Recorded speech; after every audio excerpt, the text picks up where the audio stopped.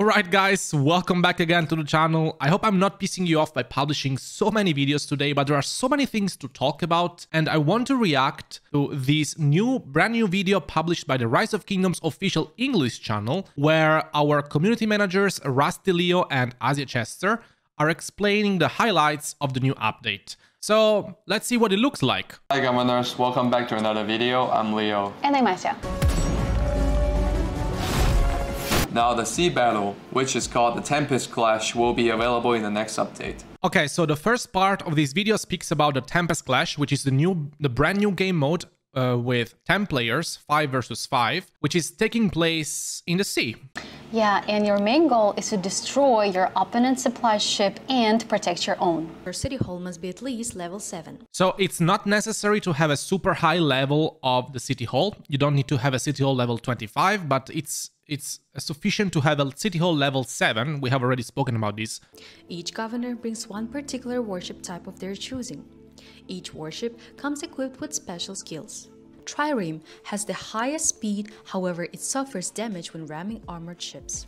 Okay, so we have 3 different types of ships with different skills. I'm guessing each ship, as you can see from the icons, will represent a certain troop type. So we have a ship that will represent infantry, another that will represent cavalry, and another one for archers. The trireme is for cavalry, and it's very fast and will deal additional damage to the archer ships. The armor ship is extremely resistant to damage. Then we have the armored ship, which is representing infantry. It's sturdy and makes it extremely resistant, and of course withstands ramming from triremes, which of course represents cavalry, because infantry is stronger against cavalry. So like the usual game mechanics. We can see the first skill that says the first strike launched by an armored ship in defense mode will deal additional bash damage to enemy ships. The second skill says that armored ships will enter defense mode after 2 seconds without any hostile engagement. So if you are outside battle, after 2 seconds you will enter the so-called defense mode. The first strike by an armored ship in defense mode against a trireme in high speed mode will deal additional interception damage. So I think this can be compared somehow to an RTS gameplay mode, real-time strategy where you adjust your position depending on what the enemy is doing. I kinda like it so far. Let's go on. The galley is the third type of ship, which represents archers. Galleys deal range damage to enemy warships within certain proximity when not engaged in close combat or marching. So if you stop and you're not fighting against anybody, you can deal damage to other ships within a certain circular area of effect. Cool, it seems an interesting mechanic, especially because of course this ship is representing archers, and archers are famous for long distance attacks. And it makes sense that you cannot attack when you are marching, otherwise you could potentially march around the enemy ships and permanently attacking them just by walking around without engaging in a close combat situation. However, the ship's armor is weak, so watch out for a ramming attack by triremes. Okay, Leo specifies that this ship has a particular weakness against ramming attacks of the trireme, so it's particularly weak against cavalry, which again makes sense to balance out all the different abilities of the ships. Tempest Clash puts every governor on an equal footing. This I like very much. It doesn't matter if you are a big player with 200 million power, full of commanders and equipments, or you are a small player who just started to play Rise of Kingdoms and you have a city hall literally level 7 with, I don't know, 1-2 million power, you can immediately compete in this game mode. Supply ships carry great quantities of resources, but need protection due to being unable to sail or attack other ships. The safe zone is where warships are built. So probably when you respawn, so when you die you respawn in the safe zone, which is represented by this semicircle here. And you also need to protect your supply ships, which Leo said carry a large quantity of resources. You need to block the enemy from killing your supply ships here in front of your safe zone. And those ships cannot move, so they stay there. They're not controlled by anyone. So it's important to understand that you cannot attack any warship when you are in the safe zone. So for example, if you have an archer warship, you cannot use the AoE damage within your safe zone to attack an enemy ship outside the safe zone. That has to be clear. A recovery point to start restoring its durability. So you can also go back to your supply ships with your personal ship in order to restore the durability of your ship. So you can literally recover health if you stay around the supply ships. The second part of the update is the new feature for your city hall. There's a new building called the museum. Okay, we have already spoke about this in my previous video. This is the museum, the new building that you can unlock in the Season of Conquest. Check out my previous video if you want to know the details, but we have some more info. Let's keep watching. First, you need to unlock exhibit slots, which will increase in price as you unlock more and more slots. Once you unlock the exhibit, you can exchange relic icons for a relic and get a special boost provided that Commander exhibits. So first thing we need to know that you need to unlock the exhibit slots. To unlock the exhibit slots, you will need relic coins. And the price, as Asia said, will go up and up the more relics you unlock. So you need to be careful of which relics you want to actually unlock, because the last ones probably will be quite expensive to unlock.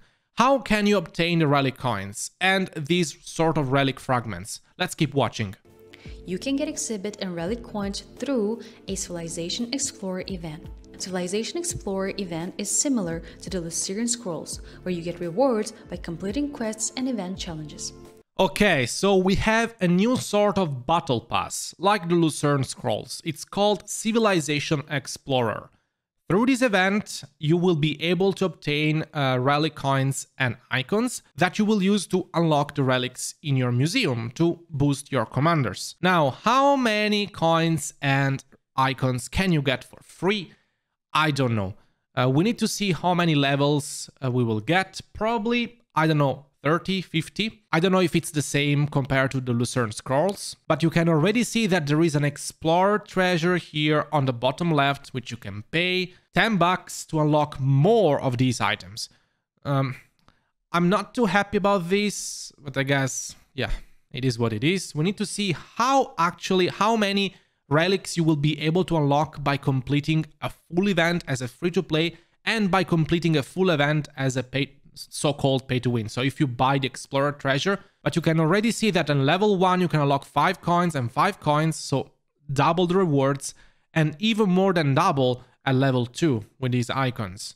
I guess free-to-play players will be able to complete all the relics unlock if you go through many different Civilization Explorer. I guess there will be a volume 1, volume 2, volume 3, same as the Lucerne Scrolls, so you will be able to complete this event more times. But of course, if you pay money, you will be able to complete it faster. Again, I'm not sure in which measure you can actually complete it faster, if it's much faster if you pay these $10. I'm not too happy about this, but yeah, again, it is what it is. Museum features and bonuses cannot be used outside the Conquest season. So the brand new KVK. Okay, they say again that the museum bonuses cannot be used outside the Season of Conquest. I think the bonuses are permanent, as they said in the Vietnamese official channel, so we are kind of combining the information we got here. So if you migrate back in KVK2, let's say, or KVK3, those skills will be those buffs will be kinda locked. But as soon as you reach the Season of Conquest again, those buffs will be active again. That's positive, otherwise you would have to go through the event many times, buy the bundle many times to unlock the different relics, which would be really unpleasant, like a Crystal Technology 2.0. KVK is landing in Rise of Kingdoms with its first testing phase. And this KVK brings you a brand new Desert Westland map. Okay, so in this new Desert KVK, we have the usual 4 camps: fire, water, earth, and wind. But you can see here, the map is completely different. There are all these little zones up on the top right. Let's keep watching and let's learn more about them. Governors cannot teleport to or build in the sea dead. Okay, we already knew about this. So there are some zones that are completely dead, which you can march to, I guess, but you cannot teleport or build. So this is a Colossus, one of the new structures in this new KVK map. It's called Colossus of Harvest. I bet there are different types of Colossus with different bonuses. And here you can also obtain, by occupying these Colossus, prestige points, which I bet are gonna be ranked and you're gonna get extra rewards if you're on the top. Then we have the Desert Fortress. The first occupation rewards don't look great, but those are strategic points where you will be able to appoint a general to oversee this fortress, which probably will control a larger group of marches. Asia said that you can attack this fortress from anywhere in the map as long as there are no barriers. The Sea of Death is dotted by desert fortresses. control the desert fortresses grants the coalition the right to assemble troops therein. So basically, occupying the fortresses grants the coalition to assemble troops there. Troops that, as I said, probably will be controlled by this new role, which is called the General. Providing a launchpad for attacks on nearby holy sites or other fortresses. So the ancient fortress is a launch base to attack other fortresses or even holy sites. So you can assemble troops there. We need to see how much troops you can assemble in there. So what's the capacity of the fortress? My guess is that you will be able to put millions of troops in the fortress so you can refill multiple rallies, and these will serve as a launchpad to attack multiple structures, either other fortresses or holy sites. Other than that, we have some other changes to the Osiris League Grand Final rules. So basically, governors... Okay, we already spoke about this. If you want to go in detail about the changes in the patch, just click the card up on the top. Okay, and here Asia and Leo are speaking about the new spring event, which also features a new city skin called Perfect Harmony, which gives you 5% infantry defense and reduces 5% archer defense. And now we are at the commanders. Since I want to make a nice detailed video about the commander, I'm gonna stop this video here. I'm gonna take a look in detail at all the skills of both the commanders, and I'm gonna publish an analysis on them. So if you don't want to miss that, make sure to leave a like and subscribe. Hit the bell for notifications so you will be able to watch the video as soon as it goes live. Sorry for publishing multiple videos today. I hope you don't hate me, and I will see you very, very soon. Ciao.